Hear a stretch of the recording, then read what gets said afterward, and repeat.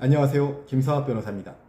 저는 대한변호사협회 공식인증 제주 형사전문변호사이자 제주지방법원 재판부별 국선변호사, 제주지방법원 논스톱 국선변호사를 역임하면서 수많은 형사사건의 변론을 성공적으로 수행해왔으며 현재 다수의 형사사건을 수임하여 변론하고 있습니다. 회사 자금을 관리하거나 타인의 재산을 보관하는 업무를 수행하는 과정에서 자금을 개인적으로 사용하게 되면 업무상 횡령 혐의가 문제될 수 있습니다. 업무상 횡령은 일반 횡령보다 법정형이 무거운 범죄로 분류되기 때문에 수사 단계에서부터 매우 신중하게 대응해야 합니다.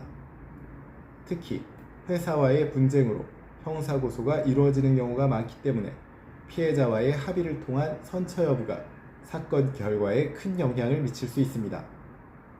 오늘은 제주 업무상 횡령 변호사의 관점에서 업무상 횡령 혐의를 받는 경우 합의를 통해 선처 가능성을 높이는 방안에 대해서 설명드리겠습니다. 업무상 횡령은 타인의 재물을 보관하는 사람이 업무상 임무에 따라 관리하던 재산을 임의로 사용하거나 개인적으로 소비하는 경우 성립하는 범죄입니다. 예를 들어 다음과 같은 사례에서 문제가 발생할 수 있습니다.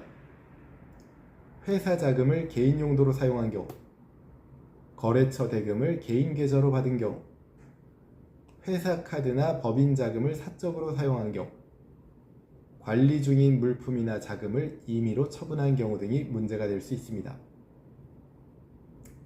형법에서는 업무상 횡령의 경우 10년 이하의 징역 또는 3천만 원 이하의 벌금을 규정하고 있습니다. 따라서 수사 초기부터 전략적인 대응이 필요합니다. 업무상 횡령 사건은 대부분 회사 또는 사업자와의 신뢰관계가 깨지면서 발생하는 사건입니다. 이 때문에 형사처벌 여부를 판단할 때 피해자의 의사가 매우 중요한 요소로 작용합니다. 특히 다음과 같은 경우에는 합의 여부가 큰 영향을 미칩니다.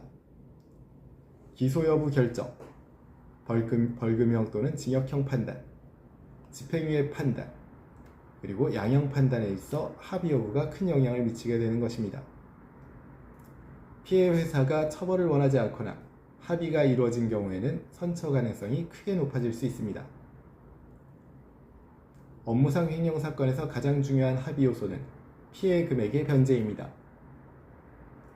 횡령한 금액이 남아있는 상태에서 합의가 이루어지기 어렵기 때문에 가능한 한 빠르게 피해 금액을 반환하는 것이 중요합니다. 피해 금액을 변제하려는 구체적인 의지와 계획을 보여주는 것만으로도 사건 해결에 긍정적인 영향을 미칠 수 있습니다. 또한 합의를 진행할 때는 단순히 금전적인 문제만 해결한다고 해서 충분하지 않습니다. 피해 회사 입장에서는 신뢰가 훼손된 부분이 있기 때문에 진지한 반성 태도 역시 중요합니다. 합의가 이루어지면 반드시 합의서 작성을 통해 내용을 명확하게 정리해야 합니다.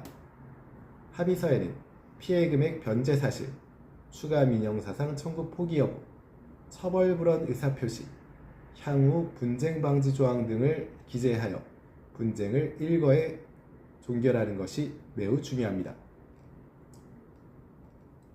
업무상 횡령 사건은 수사 초기 대응에 따라 사건 방향이 크게 달라질 수도 있습니다. 많은 분들이 회사와의 갈등으로 감정적으로 대응하거나 사실관계를 제대로 설명하지 못해 상황이 악화되는 경우가 많습니다. 따라서 이러한 부분은 법적 검토를 통해 정확하게 정리하고 변론하는 것이 매우 중요합니다. 업무상 횡령 혐의는 처벌 수위가 높은 범죄이지만 모든 사건에서 동일한 결과가 나오는 것이 아닙니다.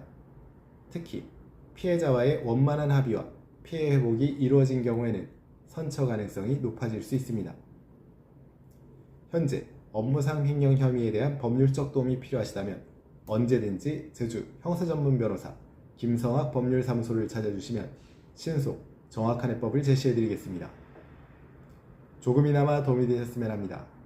감히 최고라고 자부할 수는 없지만 여러분의 권리를 지키고 항상 최선의 결과로 만족을 드리는 제주 형사전문 김성학 변호사입니다. 감사합니다.